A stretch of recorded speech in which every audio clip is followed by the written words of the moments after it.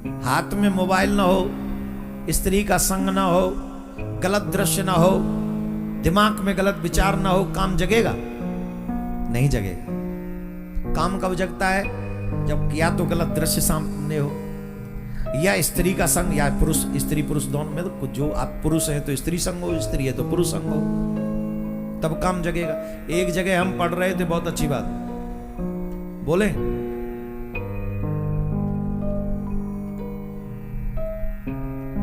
स्त्री को 3 जगह पर अकेली नहीं छोड़ना चाहिए। ये पति की जिम्मेदारी है, ध्यान से सुने, जीवन भर काम आने वाली बात बता रहे हैं। सावधानी पूर्वक जितने भी पति हैं वर्ल्ड में सुन लो। अगर पत्नी का सम्मान पाना चाहते हो, पत्नी का स्नेह पाना चाहते हो, और पत्नी की इज्जत बनी रहे, इसके लिए 3 चीज जगह पर कभी भी स्त्री को अकेले नहीं छोड़ना चाहिए। कहां? पहली, अगर स्त्री बीमार हो तो उसे कभी अकेला नहीं छोड़ना चाहिए।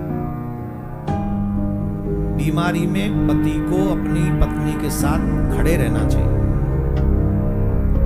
और जिस तरीके से देवी अपने पति की सेवा करती है, ठीक उसी तरीके से बीमारी में पति को अपनी पत्नी की सेवा करनी चाहिए। बीमारी में पत्नी को कभी अकेला मत छोड़ना।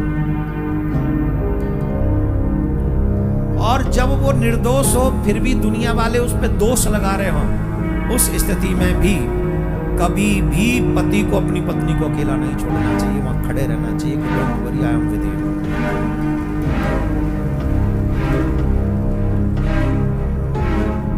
उस समय भी उसके साथ खड़े रहना चाहिए। 2, तीसरी महत्वपूर्ण है, किसी भी कठिन परिस्थिति में पराये पुरुष के साथ स्त्री को अकेले नहीं छोड़ना चाहिए, चाहे वो रिलेटिव्स ही क्यों ना हो।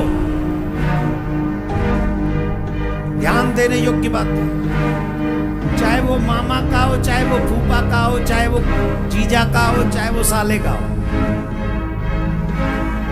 जवान अगर कोई है तो उस कठिन परिस्थिति में कभी भी एक स्त्री एक पुरुष को नहीं छोड़ना चाहिए। पति को चाहिए कि खुद वहां पर खड़ा रहे, कोई भी कार्य करना हो अपनी पत्नी के साथ खड़े होकर स्वयं काम करे, बाहर का काम हो तो उससे करवाए, लेकिन गैर पुरुष के साथ कभी भी पत्नी को अकेले नहीं छोड़ना चाहिए। जो 3 स्थितियों में अपनी पत्नी को अकेला नहीं छोड़ता है, वो गृहस्थ अपने आप को और अपनी पत्नी के सम्मान को बचा पाता है।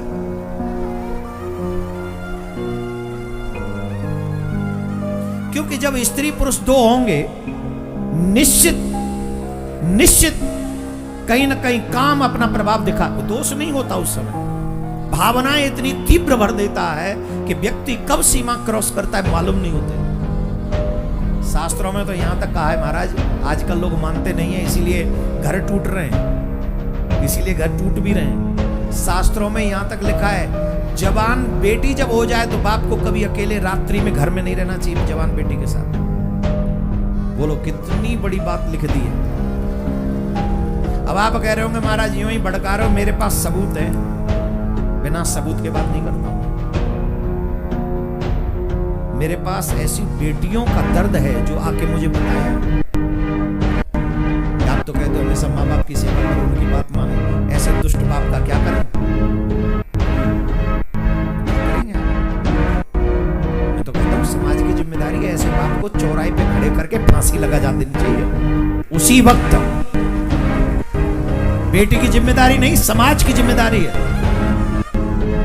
लेकिन मैं शास्त्रों की बात कर रहा हूं, ये सब बातें मैं नहीं कर रहा हूं अभी फिलहाल, प्लीज इसको सुनिए। शास्त्रों में जवान बेटी के साथ कभी अकेले न रहना, जाने कब काम को बुद्धि पैदा करना। जवान बहन के साथ भाई को भी कभी नहीं रहना चाहिए अकेले में। पारिवारिक बात नहीं, संसार में हो, इट्स ओके, कोई बात नहीं, वो रहना ही पड़ेगा। लेकिन कभी मजबूरी में ऐसे हो तो फिर भी आपको एक साथ नहीं रहना चाहिए, भोजन इत्यादि करके, जो भी आप अपनी समस्या से ये मर्यादा शास्त्र में। भगवान ने निमंत्रण किसका कब दिया? बोले रात्रि में आना, क्यों? रात्रि में काम प्रबल होगा, बोले रात्रि में आना और स्त्रियां मेरे साथ होंगी। तब आना। ध्यान से सुनो, कोई और पुरुष नहीं होगा मेरे साथ, मैं अकेला पुरुष होऊंगा, कोई नहीं होगा। बस तुम उस समय शक्ति प्रयोग करना अपनी, जितनी भी तुम पर पावर है, जितनी तुम्हारी शक्ति है। अगर तुमने उस मैदान के युद्ध में मेरे मन में काम जगा दिया तो तुम्हारी विजय, और न जगा सके तो मेरी विजय। अब बताइए भगवान ने कितना बड़ा चैलेंज दिया है, तुम दे सकोगे? बोलो, दे पाओगे? इसलिए भगवान ने रास किया, बोले कामदेव हम तुझे दिखाते हैं कि बेटा इस संसार में सबका बाप है।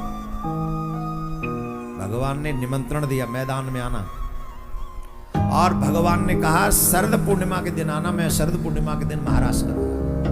मेरे मन में काम जगा सके तो तुम्हारी विजय, न जगा पाए तो मेरी विजय। बोलो राधे राधे।